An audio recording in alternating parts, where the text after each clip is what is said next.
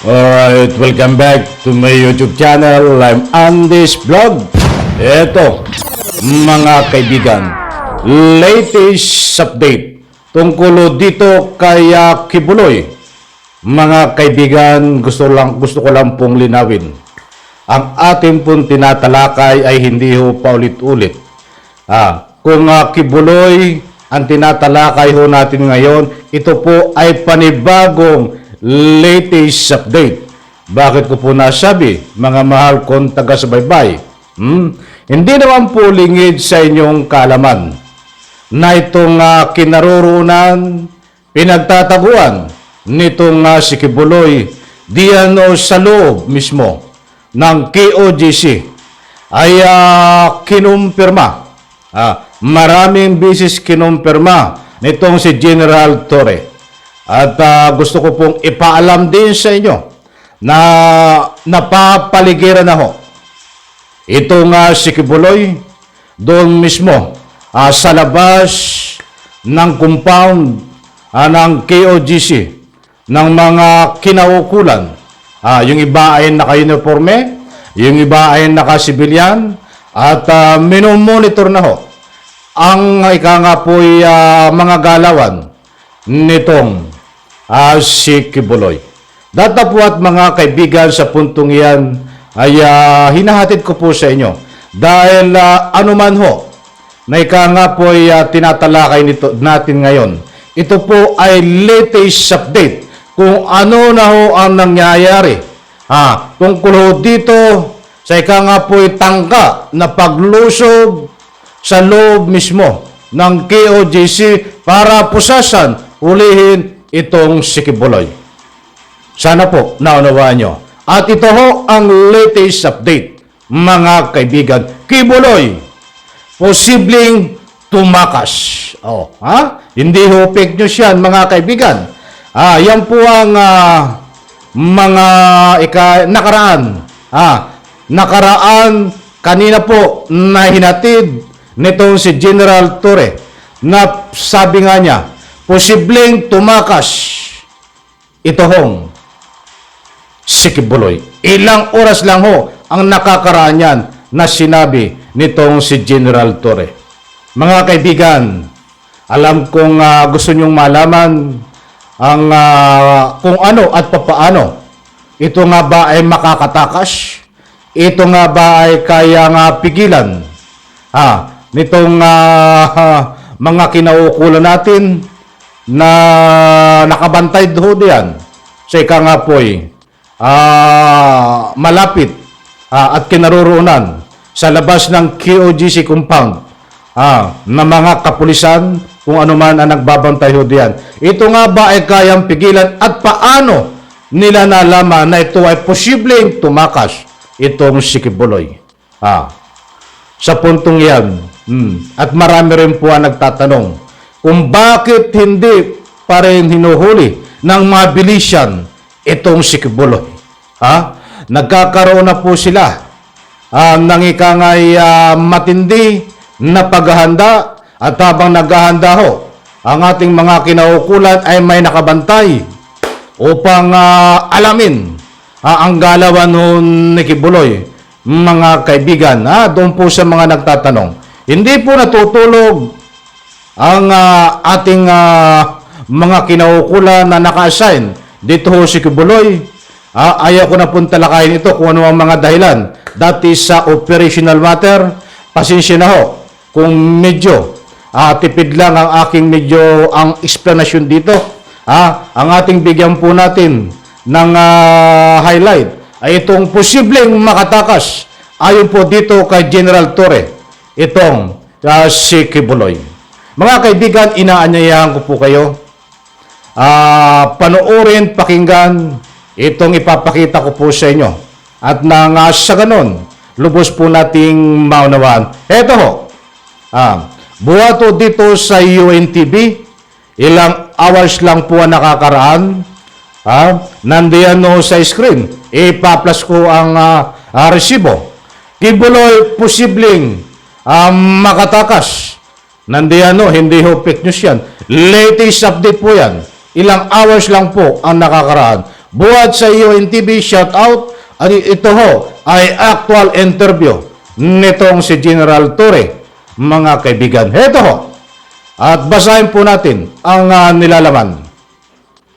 Paghuli kay Kibuloy, hindi madali. So mga kaibigan, unawain po natin, ang paghuli kay Kibuloy ay hindi madali. Ito po ay mismong inamin nitong si General Torre dahil ang lupain ay almost 30 hectares. 30 hektarya. Ay napakalawak po niyan mga kaibigan. At unang-una, itong kanyang mga tagasunod ho ay nandyan hong nakabantay at gumagawa ho ng mga delaying tactics para nang sa ganun ho ay makagalaw si Kibuloy diyan ho sa loob ng KOGC.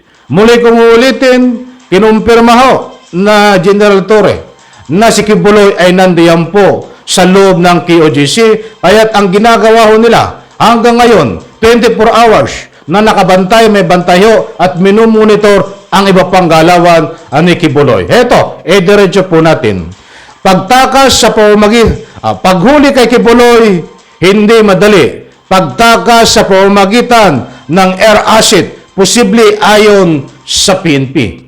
So, yan po mga kaibigan maliwanag, posibleng makatakas, posibleng tumakas itong si Kibuloy ayon sa PNP gamit ang kanyang helicopter, gamit ang kanyang eroplano.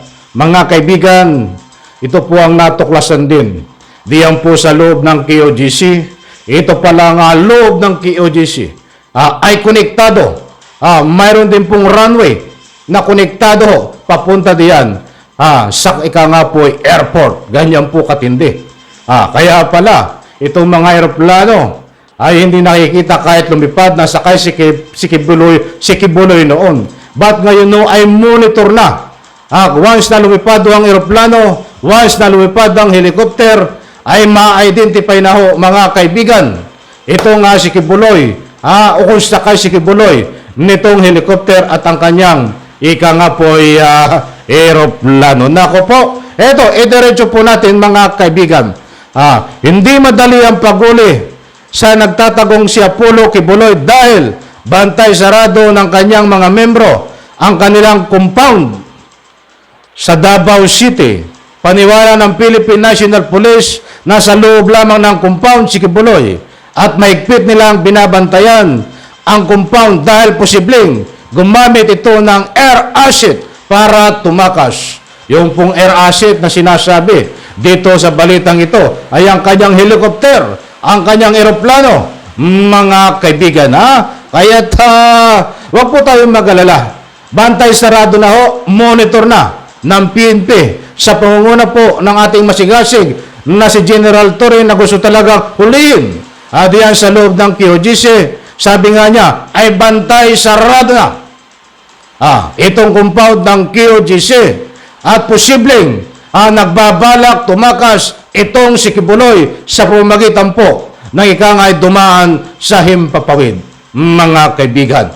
So doon po sa mga nag-aalala, ay nakamonitor po ang mga kinaukulan kung ito ay tatakas at pinanood ko po ang actual interview nitong si General Torre ay handa ang ating kapulisan po kung halimbawa may lumipad na helicopter ay mayroon po na ikangay nakahanda ang ating mga kinaukulan upang sundin, harangin itong nilipad ho na helicopter na illegal. Alam ko talagang gagawin lahat ni Kibuloy yan. Kahit lumipad ng illegal para makatakas lang, mga kaibigan. Kaya't muli kong ulitin, nakahanda ho ang ating mga kinaukulan ayon po dito kay General Torre. So mga kaibigan, yan po ang latest update.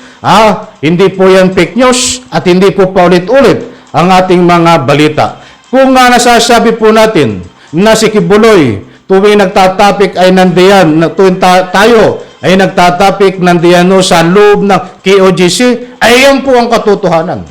Nandiyan pa rin ho sa loob ng KOGC dahil hindi pa nahuhuli.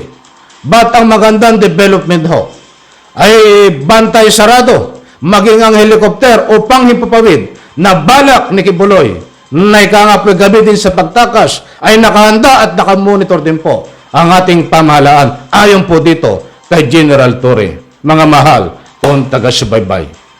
Kaya alam niyo ho, ako ay 101% na naniniwala. Mga kaibigan, bagamat ho ito ay confidential, hindi ko na dapat ito i-discuss. Konting padaan lang ho kung bakit ako ay naniniwala ng 101% na si Kibuloy ay nandiyan ho talaga sa loob ng QGC. Kung magugunitan niyo po mga mahal, kung taga-subaybay ay nag-hearing diyan no sa Senado. Tungkol dito sa ika nga po'y overkill. Sabi nung mga tao ni Kibuloy, ang dami raw drone. 1 linggo lang nakakaraan na lumilipad. Ang daming drone na lumilipad. Diyan no sa ika nga po'y compound, sa loob ng compound ni Kibuloy ng KOGC. Yun po ang sabi lang nila.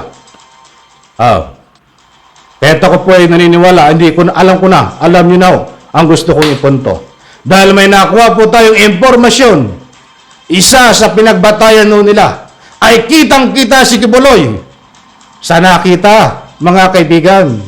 Saan nakita? Alright, mga kaibigan, sana po maunawaan nyo ako kung nabiting kayo doon. That is sa confidential. Kung gamitin na lang po natin itong ika nga po ay common sense na. Ano ang nakita? Bakit may drone? Bakit nalaman nitong si General Torre na talagang 100% pinangangatawanan niya? Ang dami niyang kumpirmasyon nandiyan si Kibuloy. Salamat drone! Yun lang po masasabi ko. Shout out drone! Alam ko mga kaibigan, nakuha nyo ang gusto kong ipunto dito. Maraming salamat. Dito po sa nagsasawa. Dito sa pakikinig kay Kibuloy, maraming salamat din. Basta't hindi po ako magsasawa ng anumang mga anuman tinatalakay natin maghatid sa inyo ng latest update tungkol dito sa paghuli kay Kibuloy diyan po sa loob ng KOGC. Muli po, isang like ko sa video na ito diyan sa comment section. May kalayaan po kayo magbigay ng anumang public opinion. Bye-bye, palakpakan.